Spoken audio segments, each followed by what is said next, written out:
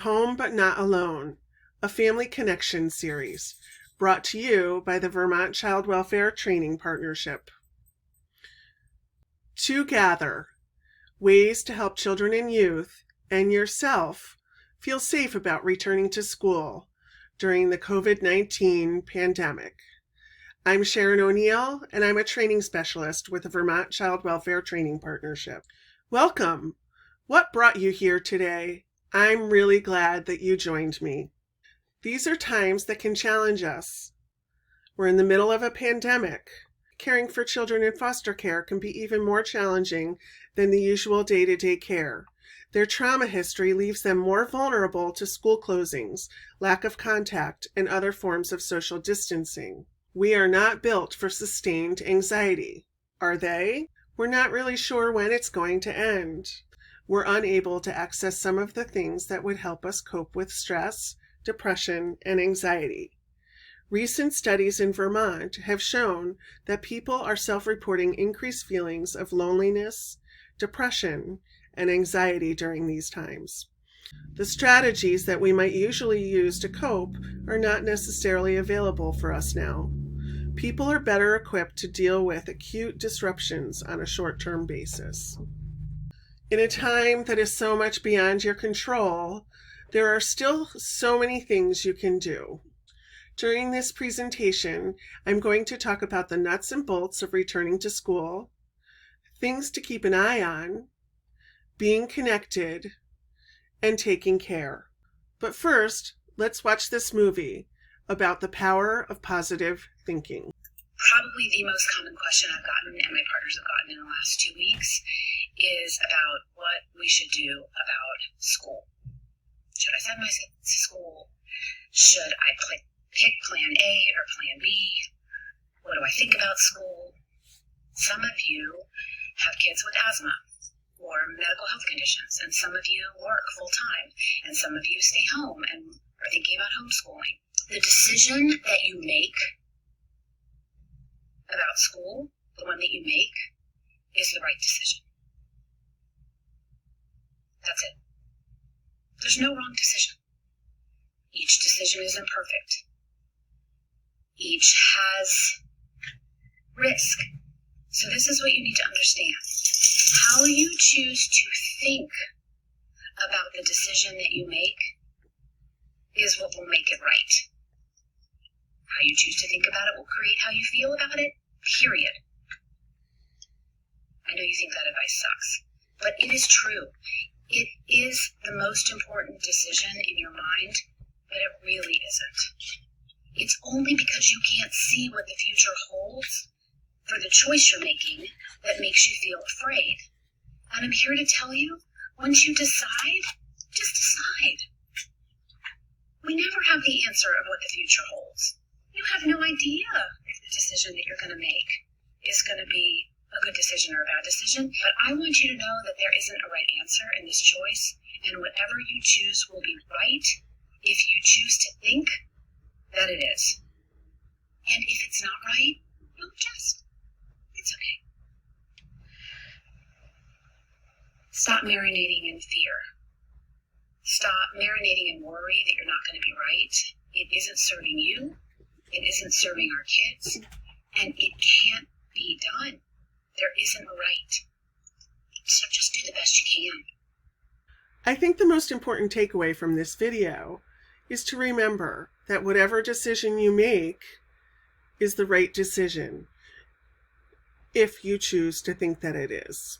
Foster parents and kinship caregivers do not get to make a decision about whether or not the children will return to school. Homeschooling is not an option. Currently, and this is August 2020, the state is saying that if a child's school or a youth school is open, then children will return to school. And if that's a hybrid model where there's some learning days in the school and some learning days at home, that is what the state of Vermont is asking foster parents to do right now. So let's talk about the nuts and bolts of returning to school. You have the right tools. Some suggestions would be, know the plan for your school district. Talk about the plan and practice the plan. Frame a hybrid model of school as learning at school and learning at home. The key is learning. Talk about and practice with masks. Talk about how the classroom might be different and how it might be the same. Talk about flexibility, patience, and resilience required for all involved in the ever-changing process of returning to school. Practice advocacy. Give insight to teachers about what the child needs right now. Remind them to make connections and let the child know that they are important to them. Also remember that not being in school is not hard for some kids. They experience less anxiety, bullying, test anxiety, and social anxiety. Make sure to engage about relationships before engaging about details. And what I mean by that is when a child comes home from school or finishes a virtual classroom, ask what was good about it. Ask them how they're doing. Ask them how their day was. Ask them for their highlights before you ask them for details about homework and what next and what tasks they have to do. Connecting is so important, and building relationship is so important for kids with a trauma history. So lead with this always. Have a backup plan. If someone gets sick, needs to quarantine, or school moves to remote again, have a plan and talk about that plan. What will you do in that situation? Put social and emotional needs above academics. These are really challenging times for everyone, like I said earlier, and especially if you have a trauma history. Keep an eye out for, how do I know what is most important to focus on? Look for signs of stress. If the child has been living with you for a while, or they were already part of your family, you probably know some of the behaviors that they have when they're experiencing stress. Validate their feelings. When they're talking about things that are trying or troublesome for them, often caregivers want to help children to feel better and they don't want them to feel uncomfortable. We might tend to point out positive things or say, oh, but at least, or find sort of the silver lining in situations. It's important that you acknowledge that they're having troubling feelings before you move on to solution focus or feeling better focus. Watch for regression. Now, regression is common for most kids with a trauma history, and during this pandemic that's unpredictable and often feels safe for kids and families, there may be a tendency to have increased regression. Use positive discipline.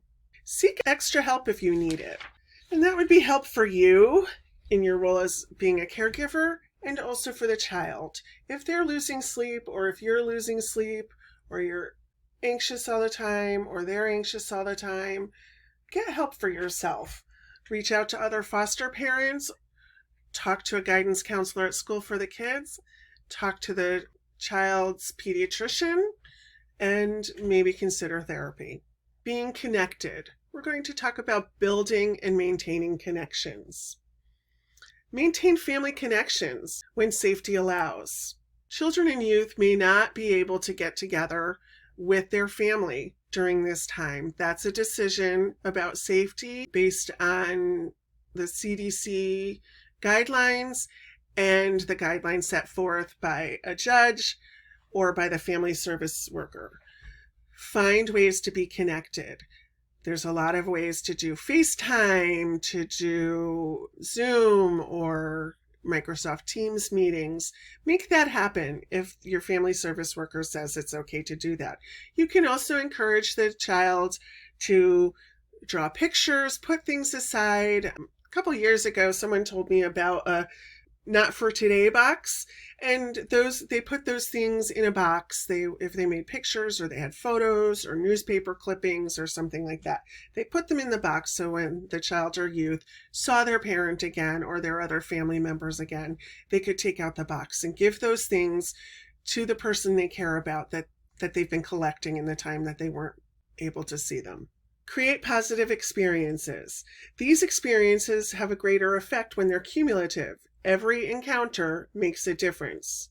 Schedule one-on-one time with the young person that you're taking care of. This could be challenging when you have a lot going on. Maybe you have other children in your home, maybe yourself or your partner are working from home and the kids are going to school from home, or you're trying to get them to school and then, managing the schedule back and forth. Make time for one-on-one time with each individual child. Again, it builds on the positive experiences. It will help the young person do better. Taking good care of yourself and them. Have healthy routines. Create predictability. Notice what is normal. There are some things that are very different during this COVID-19 pandemic, but there are many more things that are just the same as they were before. Be flexible.